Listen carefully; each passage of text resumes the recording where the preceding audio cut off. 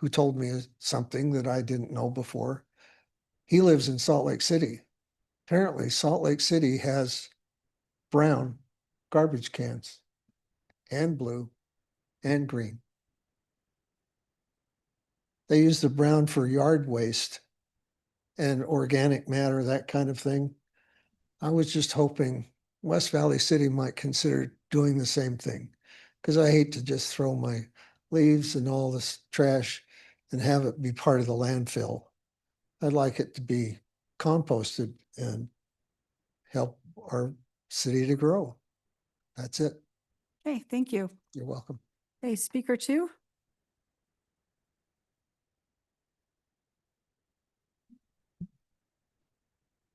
Evening, Mayor and Council. I'm Rich Bodwin. I've only lived here for 20 years. But I'm still real concerned about the safety of the people with the open irrigation ditches on 6400 and between 31 and 4100.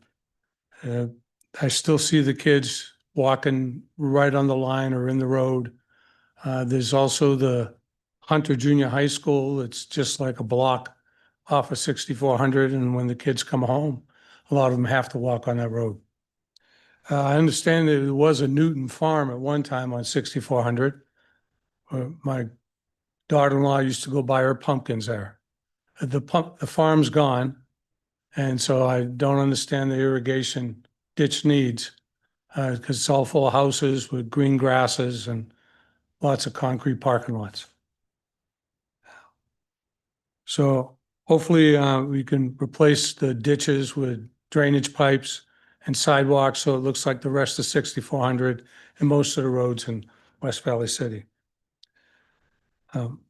Also, as you adjust your priorities for the year, the Newton Farm Park, we've been waiting 5 years, 6 years for it, but hopefully that's still up on the top of the list. It'll be addressed.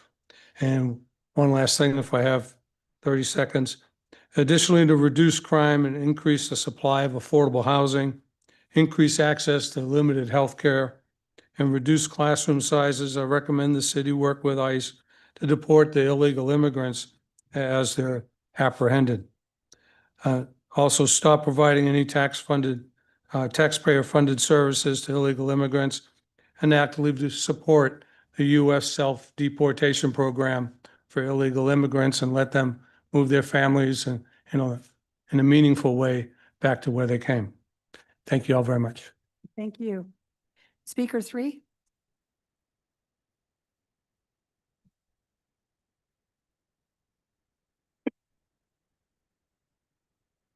Oh, I'm gonna put up a timer so I don't go over, guys. It'll be the 5, 4, 3, 2, 1. Perfect. That's beautiful. My name's Tim Flink.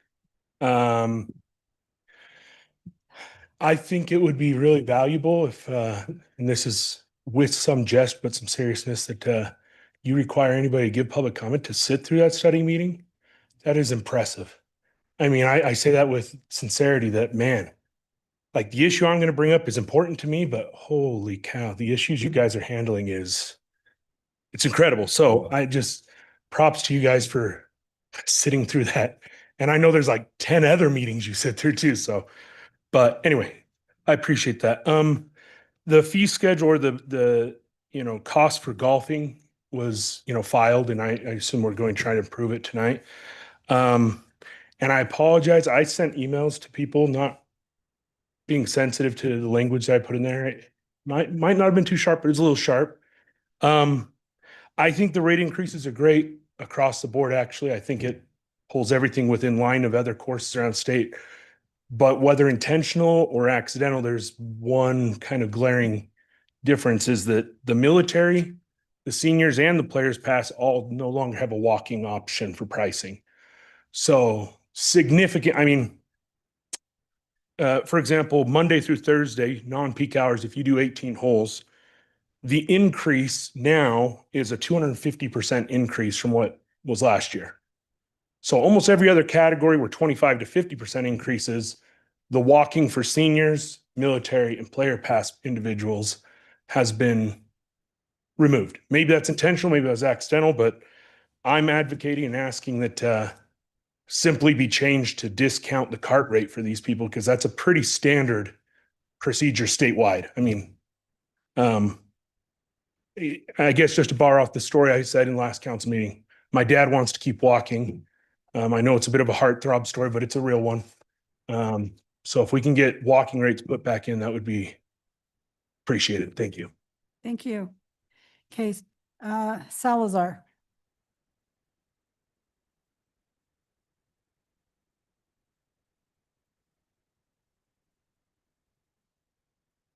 Mayor.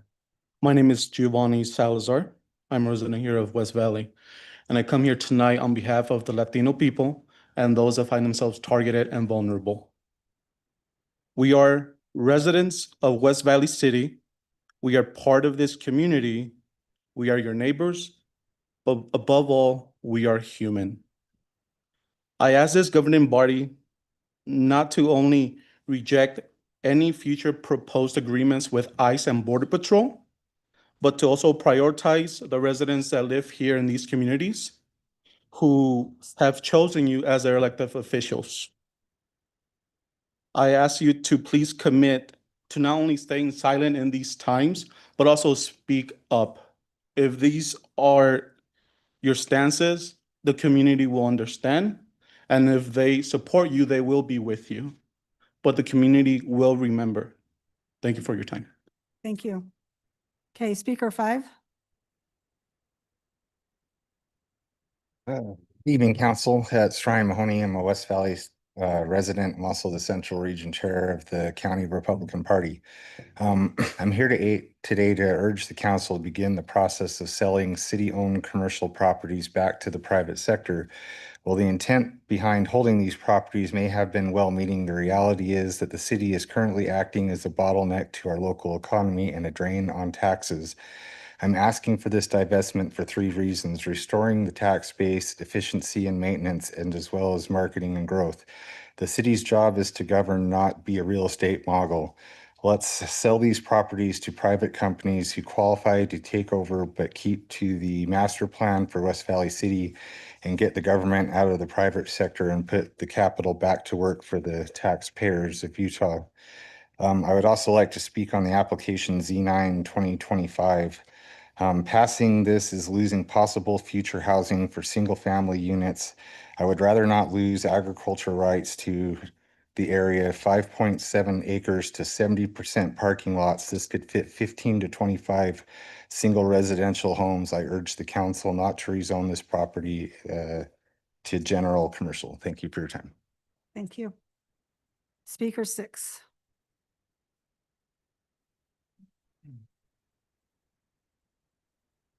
Good evening.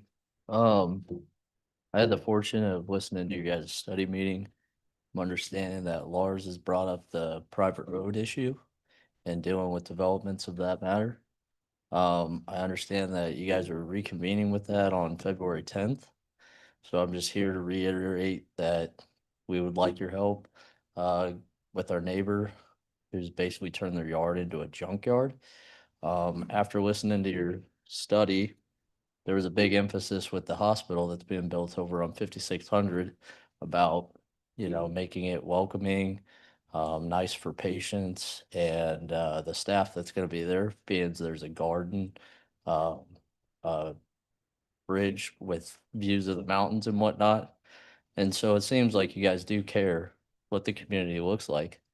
I have the fortune of actually working on that side as an electrician, so that's pretty nice. And back to the issue at hand, with my neighbor turning hers into a junkyard, she basically has nowhere to park anymore. She parks it in her yard at this point. You can't even see her sidewalk to get in her front door because there's just so much junk in the front yard and on her driveway. So if we could just get your guys' help with city code enforcement, being able to come in there and, make it just like the streets right next to us, that would be greatly appreciated. So thank you. Thank you. Okay, Speaker 7.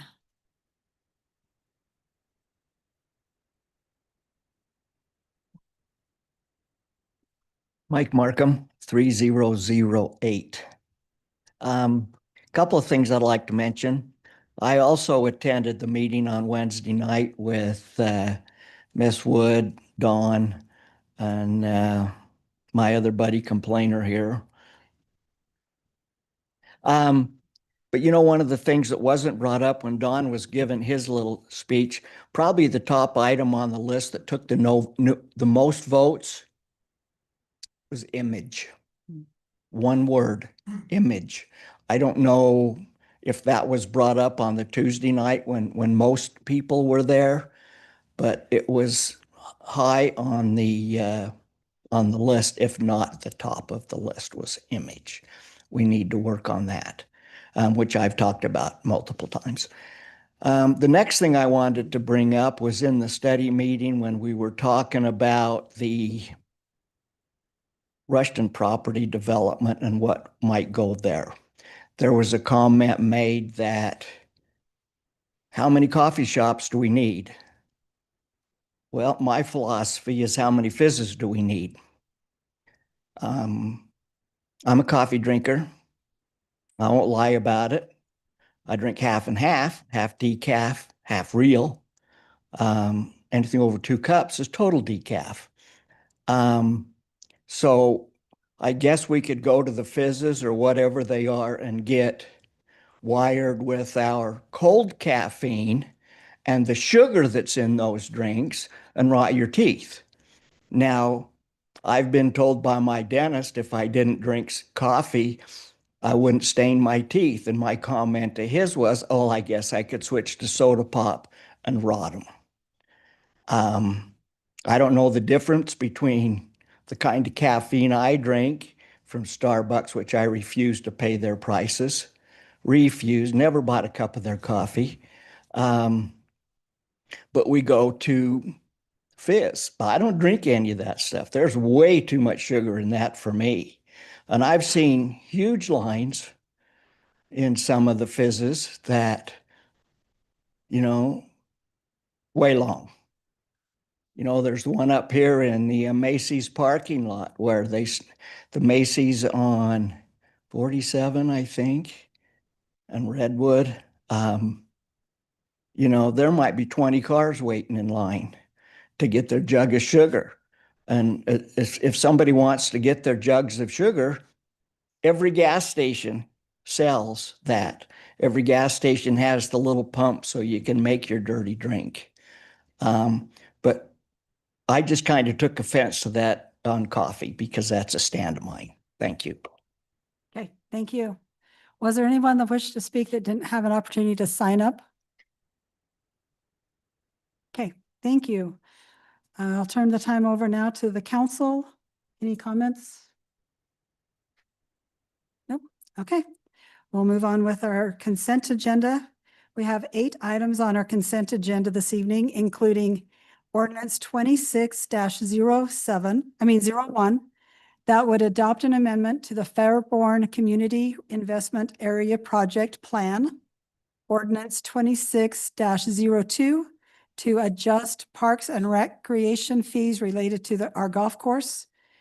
Resolution 2601 that would amend the interlocal agreement with Salt Lake County for the Harmon Senior Recreation Center. Resolution 26-02 for an amendment to our agreement with Taylorsville City for animal services. Resolution 26-03 to enter into an interlocal agreement with Salt Lake County for aerial services. Resolution 26-04 to enter into an agreement with the state of Utah to provide law enforcement services. Resolution 26-04 to amend a cooperative agreement between the city and UDOT, and Resolution 26-05, which is one of our usual right-of-way agreements and acceptance of a warranty deed. I'll turn the time over to the council. We can take all of these at once or each one individually to the council.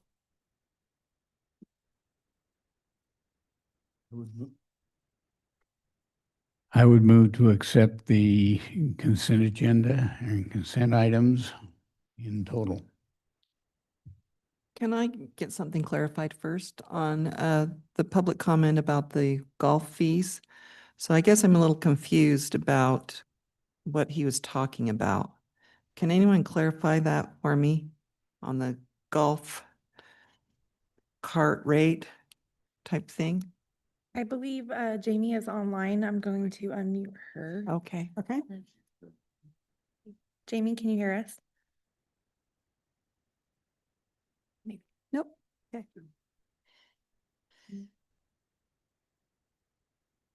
Okay. I don't have it in front of me, but I'll do my best to explain. So there's just a standard rate. And it's a change from like a standard rate with a cart. Instead of a standard rate with a cart and a reduced walking rate. So that's something we could look into The and reduction, if it's a walking rate, correct. it's the same price. Yep, same price regardless. So. So even though there is a fee for using a car, renting a cart Mhm. and a pull cart is like $8. Right. So that doesn't get knocked off the regular rate. Correct. So if council wants, we could certainly bring back, if council wanted to approve this tonight, we could bring back a revision to the fee schedule, including that. That would probably be the easiest way to go forward. I have, through our conversations, what I believe our golf courses and Parks and Rec would recommend those rates be. If we wanted to include that tonight, or I could go have a conversation with them to confirm what they would recommend on those rates, and we could bring back a second revision at the next meeting. Well, I would like to look into that. I mean, I think it makes sense to me. I don't know how anybody else feels. I agree. I think we ought to second this and as it is, so you can start selling the passes. That would be great. Yeah. But then we can look at it again to see if there's a discount if you're a walker. That would be great if Okay. that's what you want. Okay, I would agree with that. But I'd like to look into that for sure. Okay. But did I have a second somewhere? Second.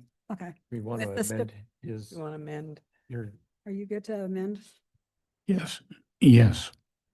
So, wait a minute, I think we're still passing Yeah, we're not amending. all of these, Oh, but we're gonna pass. revisit the fee schedule and maybe make another change at a later Yes. date. Yeah. we all good? Good. Okay. I have to check with somewhat legal. Okay. Okay, we've had a motion and a second. Ms. Kamic. Councilmember Wood, Yes. Councilmember Whitstone, Yes. Councilmember Harmon, Yes. Councilmember Hune, Yes. Councilmember Christensen, Yes. Councilmember Nordfelt, Yes. and Mayor Ling. Yes. Motion passes unanimously. Okay, thank you. All right, on our new business, we have resolution 26-07.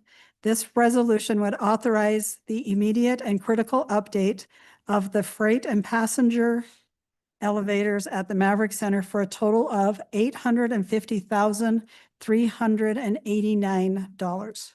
To the council for discussion or a motion? Motion to approve resolution 26-07. Second. Okay, we have a motion and a second. Ms. Kamic? Councilmember Nordfelt, Yes. Councilmember Christensen, Having ridden the elevators, yes. Councilmember Hune, No. Councilmember Harmon, Yes. Councilmember Whitstone, Yes. Councilmember Wood, Yes. and Mayor Ling. Yes. Motion passes by majority. Okay, thank you. Our next item is we need to elect a mayor pro tem for a 2-year term. I'll turn the time to the council for discussion or a motion. I would love to elect Lars Nordfeld for Mayor Pro Tem. Can I make a motion as well, or do we Yeah, have to? well, Yeah. yep. Do we have to, I would call for a second first, and Okay. if there is no second, we can make another motion. well, and two things, call for a second and ask Councilman Norfeld if he has the time to do that, if his schedule would allow it. Did you have someone else in mind, Will? Is going to motion for Councilmember Harmon. Yeah. What do you think about it, Scott? Yeah, that's the next thing. I'm open to either. I do have time available, but My time is very limited until I retire from teaching in June. Okay. So it might be better if someone else did it this time. So I don't have a second on the first motion. As of yet? Pardon? for the second. Well, we don't have yeah, but the first one we need to deal with first. So I don't have a motion on the first, so that will drop. We'll move to do you want to make it a formal motion? I would motion to nominate the Honorable Councilmember Scott Harmon as Mayor Pro Tem.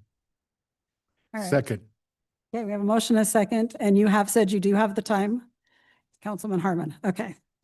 Ms. Kemick, Councilmember Wood, Yes. Councilmember Whitstone, Yes. Councilmember Harmon, deciding his own Yes. fate. Councilmember Hune, Yes. Councilmember Christensen, Yes. Councilmember Nordfelt, yes. and Mayor Ling. Yes. Motion passes unanimously. Okay, we have one more action item. A motion to adjourn. All in favor, please say aye. Aye. And we stand adjourned. We'll see you again on February